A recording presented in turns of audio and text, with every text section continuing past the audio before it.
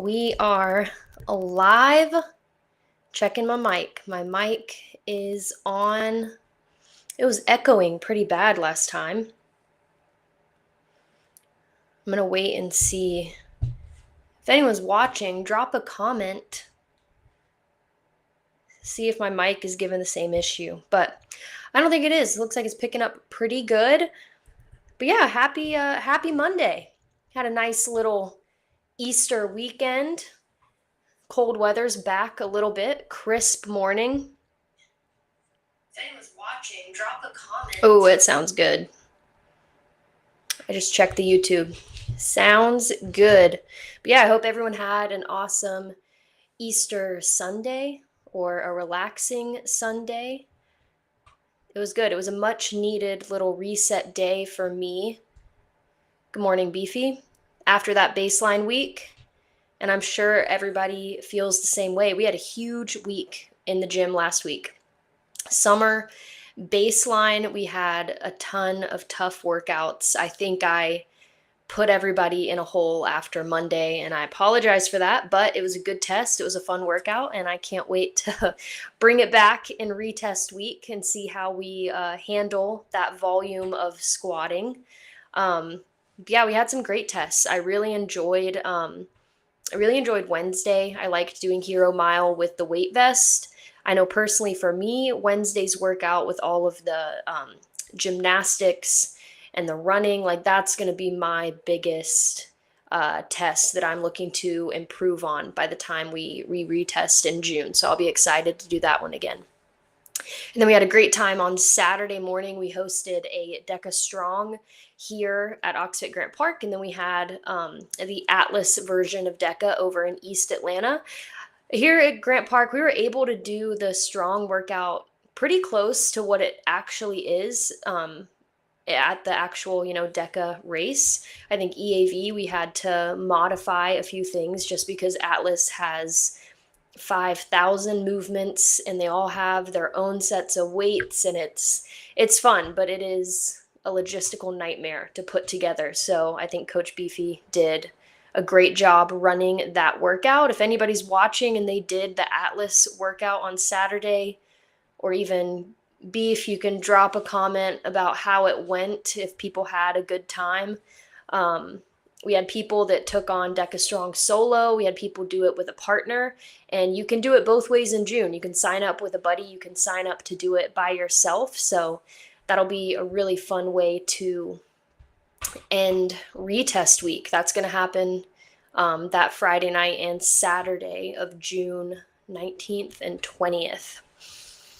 But coming off of baseline week and how sore and tired everybody was, kind of gave me my inspiration for the topic for this Monday motivation, which is soreness. All right, something we talk about a lot in the gym, hopefully not too often, but I know it definitely happens to a lot of us, especially after these baseline weeks where we're introducing new movements, we're dialing in the intensity.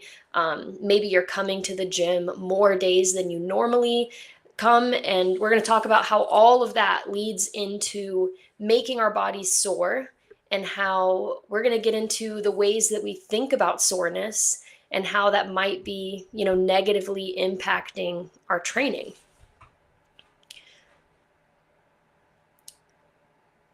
So yeah, first things first. So what are we even talking about when we say soreness? Like, what is it? So most post-workout soreness is something called delayed onset muscle soreness, or DOMS. So it's this stiff, tender feeling that we get. Some people get it a few hours after a workout. Some people have, second day soreness. So anywhere between like 12 to 48 hours after exercise, we all know that feeling.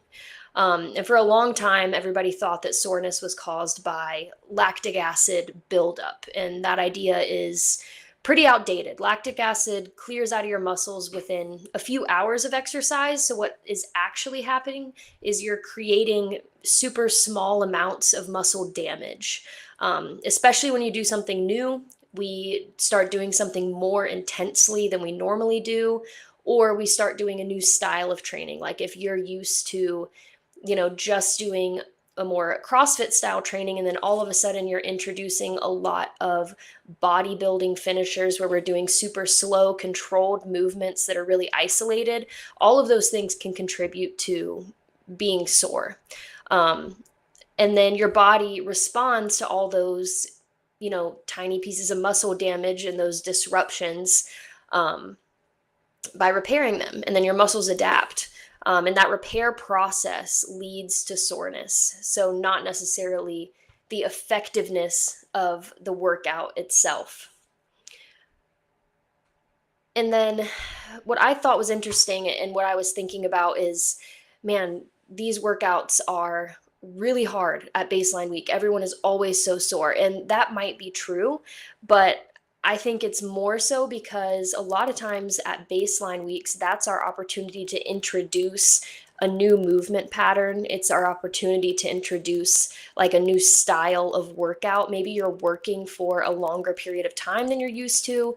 Maybe you're working in short sprint intervals and you're used to working for, 20-minute chunks at a time. And now I'm asking you to burpee super fast for a minute and then get a minute of recovery.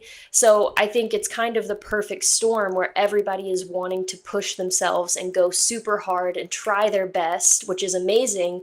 But we're also bringing new movements, new weights, and new styles of workouts. So I think that's why we see, a ton of people, myself included, getting really sore after these baseline weeks. And, it's that, like, you can't go to the bathroom, you can't like sit down on the toilet because it hurts too bad to lower yourself, or walking up the stairs into your house. And we know it's not because it was the best workout of your life. I mean, obviously I hope you guys think that when you leave the gym. It's because it was unfamiliar. So your body wasn't used to that stimulus. And as you become more consistent with training, you'll get less sore over time. So even if the workouts are getting better and more effective, you're going to get less sore. And that's called repeated bout effect. So your body adapts to the stress and becomes more efficient at handling it. So the more progress you make, the less sore you're going to feel. It's not because the workouts are no longer effective. It's because your body is getting better at handling them. And I always go back to like lunges. Lunges always make us sore no matter what. So maybe that means they need to show up in the programming more often so that our body gets better and adapts and gets better at recovering after that movement.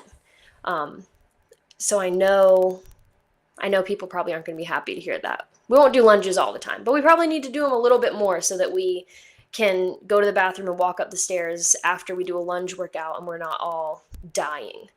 But basically the point I want to get across is that soreness is a pretty poor indicator of progress. And I hear that a lot, like, oh, it was a great workout, I was so sore. Or I just tried this new gym, it was an awesome workout, it was so sore. It wasn't an awesome workout, you just did something different than you're used to doing, so your body responded. And I think there's a lot of reasons why soreness isn't a good indicator for if something was a good workout. And the first one is that you can still build muscle without getting sore. So muscle growth, we know, is hypertrophy. It's driven by things like mechanical tension, training volume, progressive overload. Soreness isn't required for any of those things. You can have a really effective workout that stimulates growth without feeling much soreness at all.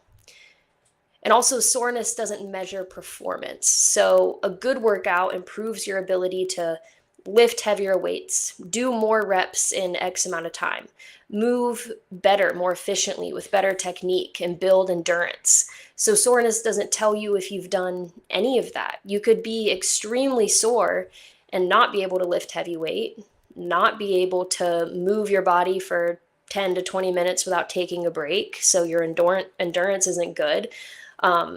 Being sore doesn't indicate you're improving in any of those areas. And we all know that too much soreness can actually hurt our progress. If you're so sore that you can't train effectively the next day, your movement quality drops, you start skipping workouts, and so then it's working against you. So being consistent and getting familiar and letting your body adapt is going to be the key to success versus measuring your progress or effectiveness by how bad it hurts the next day. And that is like the psychological trap that we all fall into. And it's the same thing with cardio. And I've talked about this on this podcast before about how we also measure the effectiveness of a workout by how out of breath we are or how sweaty we are. Well, everything I just talked about for soreness is true for that as well. You can leave the gym drenched in sweat, totally out of breath every day, but you could still not be getting stronger, not improving your endurance, or doing any of those things. Because we tend to associate discomfort with effectiveness. So if it burns, it must be working. If it hurts, it must be worth it. Or I'm so sweaty, that must have been a really great workout. And soreness fits right into that narrative. It gives you a tangible feeling that something happened. But we all know that our body doesn't care about our feelings. It responds to stimulus and recovery. So you don't need to feel destroyed to make progress.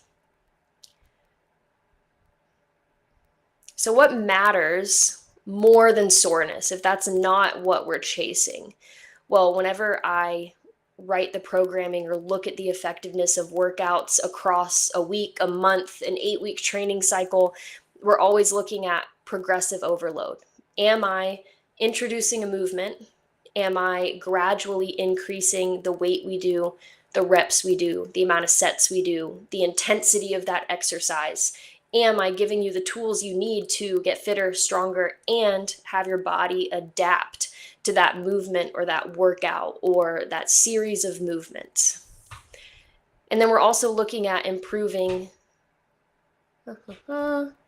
Funny comment. I'll bring that up in a second. Looking at improving our technique across a training cycle. We're looking at our recovery. We're looking at, improvements in our performance. Soreness is never something I'm looking at. And it all goes back to, paying attention to what actually matters. And that's the data, the feedback we get from baselining and retesting all of these workouts. That's the only feedback that actually tells us if we're getting good workouts, if we're performing well in the gym, and if it's effective. The only thing. The amount you sweat, how sore you are, how you feel after a workout, all of that is irrelevant if at the end of the training cycle, you repeat these workouts and, your scorecard tells you the truth. Did you get fitter? Did you get stronger? Or did you stay the same? Or did you get worse? But yeah, I thought that was an important topic to get into, especially because I know we're all feeling it. And I know we've all kind of fallen into that trap of being like, oh, I haven't been sore in a long time. That must have been a good workout. No, it was just different. It was just different than what we normally do. And if we're doing what we are trying to do, then our body should be able to adapt and we'll keep moving. And we're not going to be sore all the time. Who's this? ATL. Wasn't I just saying how sore I was after the Friday lunches? Yeah, it's because it was a new stimulus. ATL Teven. Wonder who that is. Beefy says she's always sore after lunches. So am I.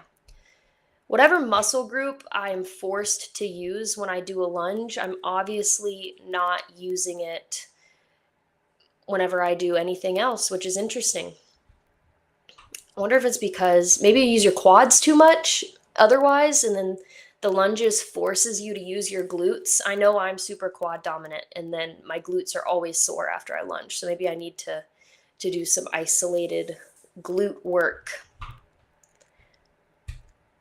But yeah, soreness is not our indicator of whether something is good or bad, effective or ineffective.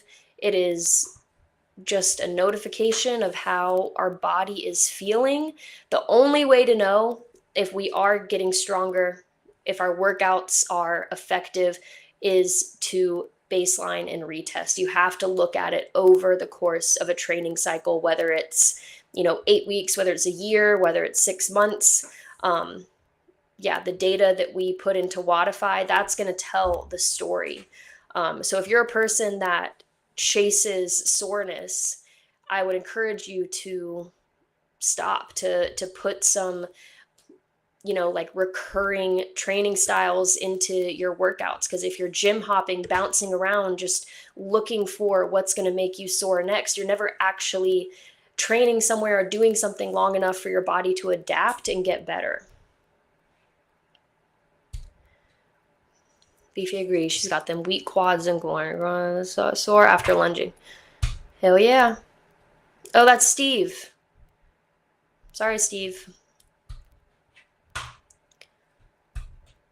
All right, awesome stuff, you guys. How long have I been on here? 15 minutes?